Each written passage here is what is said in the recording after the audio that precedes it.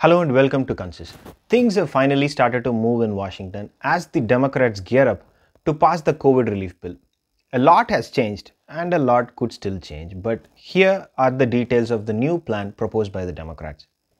Biden stands firm on the size of the check. He wants to send the $1,400 checks to Americans, taking the total amount, including the $600 checks that were sent by the Trump administration, to $2,000. A rare agreement with Donald Trump on the overall size of the total payment of the stimulus checks. So, who will get $1,400? Anyone who makes up to $50,000 will get the $1,400 checks. Married couples who together make up to $100,000 will get $2,800. So, if you are making more than these two thresholds, you will get a partial payment that will keep reducing as your income keeps increasing from those levels. So what is the change here? Well, the new plan is a bit more targeted and reduces the overall cost of the bill.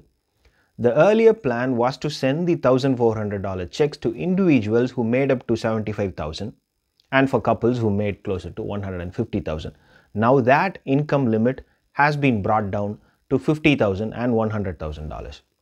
So if you have a kid in your house, then you will get an additional $1,400 per child. So when will you get the money? It took closer to 3 weeks after the Trump administration passed the previous COVID relief. Most Americans got the money in 3 weeks through direct deposits. So we can expect a similar timeline, 3 weeks from the time the bill is signed. So the question is when we can expect the bill to be passed. It's a bit of a hit and miss, but the Dems want to pass this bill early March, which looks a bit likely right now, fingers crossed. So what will be the cost of these stimulus payments to the government? If you are thinking it's going to be in the order of trillions, you are going to be shocked. Reports indicate that the $1,400 checks for individuals earning up to $50,000 will cost the government closer to $420 billion. In the world of trillion-dollar tax cuts that will keep adding to the deficit every single year forever and ever, a one-time hit of $420 billion is actually not a big pile to remain worried about, considering the impact and the change it can have on the lives of people. So how people spend the money they get?